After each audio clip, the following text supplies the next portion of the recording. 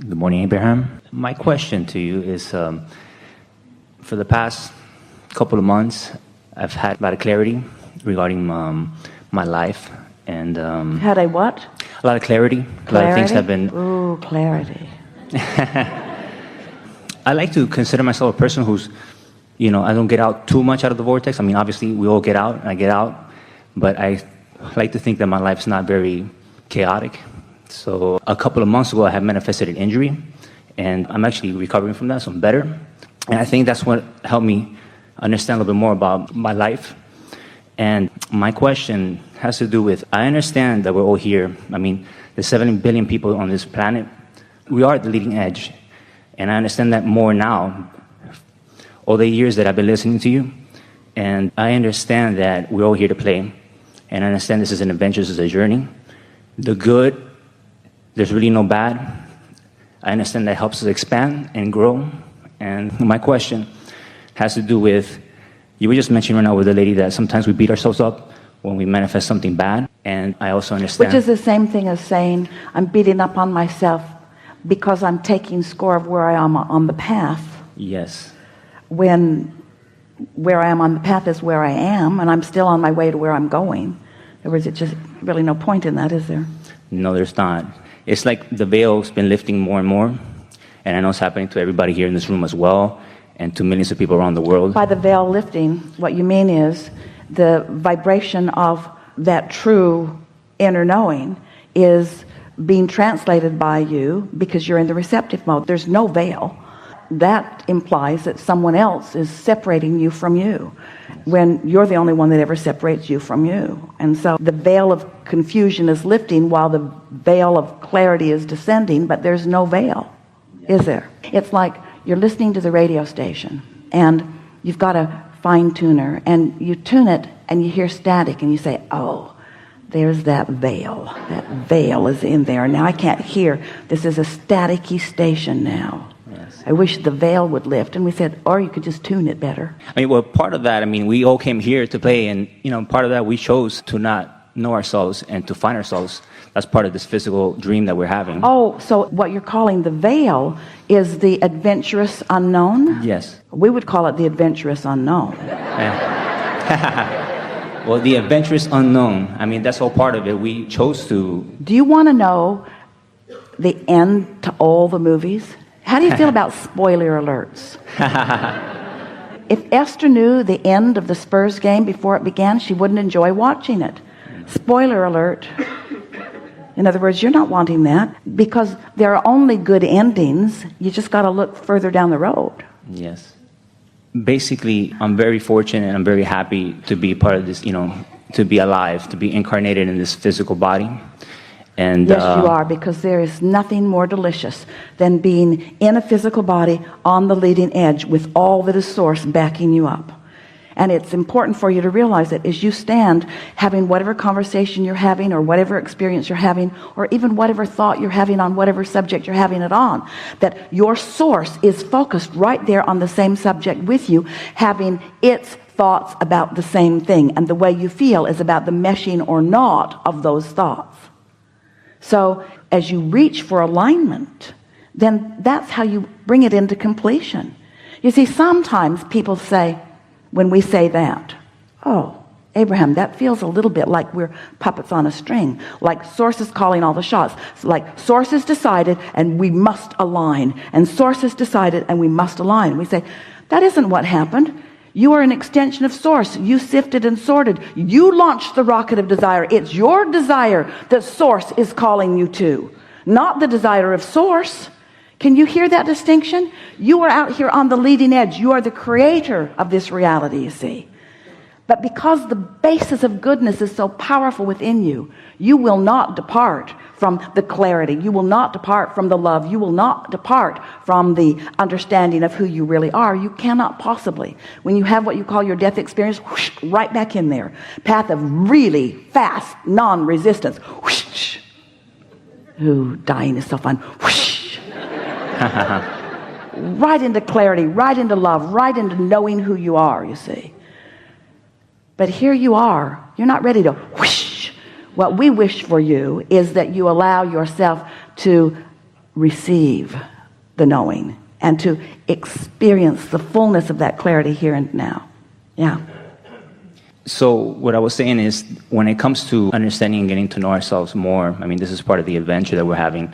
I know that... But you're not the only one that we were watching the words of very carefully. And say that again. We're going to get after you for it, but say it again. Part of this adventure, I mean, obviously we are getting to be who we are. We're trying to align with ourselves. You were saying before, sometimes we're trying to please other people or be someone who we're not. And part of this alignment is being who we are, who we really truly are. You see, you cannot not be who you are. That's right. Because who you are is so dominant. But you can strike a pose that doesn't allow yourself the clear translation of who you are, and then you don't feel good. In other words, you can be really angry at someone, and you could have what you call in your physical terms really good reason for that anger. But that anger is your indication that you're not letting yourself be who you are. You are a pinched off version of who you are. And the more you justify, the more you pinch yourself off. Yeah. I know we all have agreements before we incarnate with our soul. We wouldn't call them agreements in the way that most humans mean it. We would call them intentions. Intentions. Like, I'm sure Esther had an intention when she incarnated to do this type of work and be here and help people know more about the law of attraction. She had an intention to stand in the clarity that is her, understanding that law of attraction would demonstrate whatever it demonstrates as a result of that. In other words, her intentions were not specifically as you see them. That was carved out of this life experience. You see what we're getting at? Yes. So what I want some refinement in the sense that I know that when we're out of alignment or we're out of our vortex, we'll obviously manifest things that we don't want because we're focused on those things. Say it in a little clearer way. We don't allow ourselves to be in the receptive mode to see clearly the next logical step. So we hold ourselves in a little bit of a holding pattern unnecessarily. Yes. My question to you, or part of my question, is our souls may have intentions as well to experience, let's say, quote unquote, certain dramas or certain events in order to expand more. So maybe, like in my case, manifesting an injury of the type that I had that actually kind of woke me up a little bit more. But that sounds like assertion, and there isn't any of that. Here's really how it is. So from a non-physical perspective, you intended to participate in human form on the leading edge. So that source sent that intention forward, and here you are.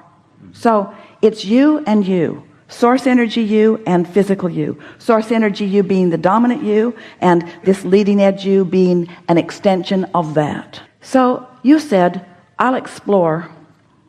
I'll get used to this place. I'll look around. I will find my place within it.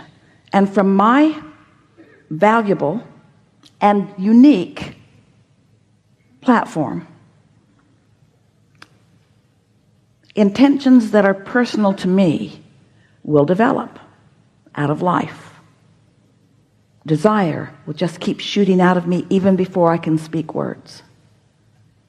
And your inner being part said, and we will stand in the non-physical realm, fully aware of everything that is physical, with you every step of the way. And when any small or large, subtle or bold intention is born within you, we will watch it, we will hold it, and we will stand in absolute precision of it, so that law of attraction can gather the cooperative components for it to grow. And you, Source said to you, you will find your relationship with it somehow, some way. Well, sometimes, because you're not serving yourself, you're serving others, you develop patterns or habits of thought that hold you apart from the very thing that you've asked for. But it doesn't cause it to stop being called for. So the more you hold yourself apart from anything that you've asked for, the stronger you ask. So it's you're asking and denying and asking and denying and asking and denying that parlays it into bigger and bigger and bigger until there is something that you would call an accident or something that you would call something unwanted. It isn't that Source is giving you a lesson. It isn't that you are being tested for something. It's nothing more than the relationship between what life has caused you to ask for and what you are in any moment in time allowing yourself to receive. Well, we think sometimes it's a very wonderful thing that you ask in stronger and stronger ways. The evolution of every species is about that. The peace that humans are crying for is being created from the wars that you are living. And humans want to say, well, thanks a lot. Well, Source isn't doing that to you. You're doing it to yourself. Your desire for peace is born from your abhorrence of war, you see. And so everything is like that. No one's offering you any lessons. You are the creator of your own reality. When you live any moment in time, you launch a rocket. When you don't allow yourself to experience what you've asked for, then you ask in a stronger way. When you still don't allow it, you ask in a stronger way. This is just the exposure to life, what happens from being exposed to life, you see. You keep wanting to turn this over to some higher power. You keep wanting there to be some higher power. And yes, there is a higher power, and there is a higher power focused upon you. But you see, Source is extending everything that it is to you. You've got to meet Source. What I would like to understand more, the resistance that I may have, that I have or had, because I feel much better, obviously, that led to that kind of circumstance. Like I was trying to say earlier, I don't feel my life is I feel pretty on alignment most of the time. I'm sure I get out and I have my situations, but I don't feel that constant tension.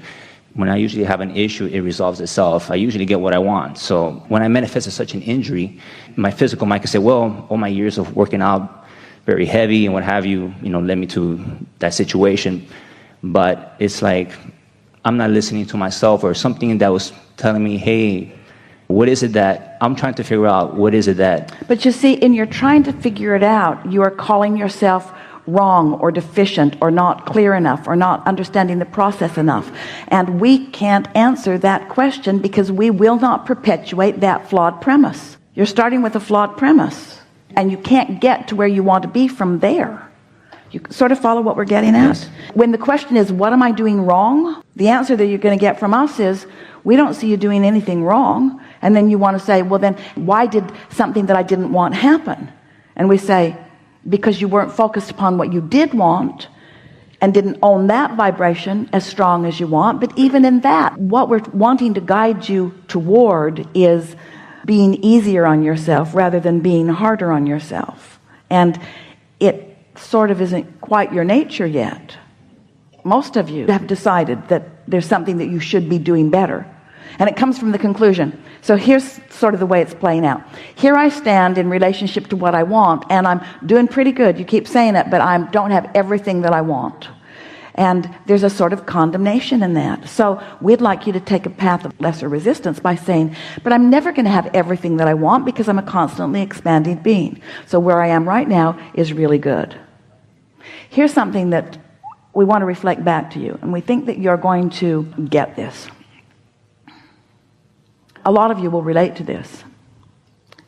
In part, it has happened as a result of your determination to be deliberate creators. So we say you create your own reality, and you say, oh good, and then you say, uh-oh. At first it seems like freedom, and then it seems like responsibility. And so you like the idea of it, and then you don't like the idea of it.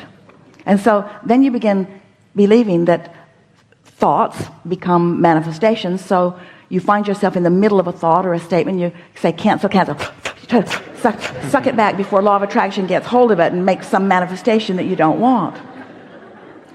And so then we began saying to you, because we could see your tension about trying to get it exactly right, we began saying, this is the art of allowing. Step one is you're asking, and step two is Source has become the vibrational reality that you're asking for. But step three is you've got to find some way of getting in the receptive mode so that you can realize the details of what you're asking for. So you're coming along in this idea pretty well. And now we are saying to you that since you are the creator of your own reality, and you are constantly offering vibrations, that the way for you to understand best the vibration that you're offering is by paying attention to the way you feel.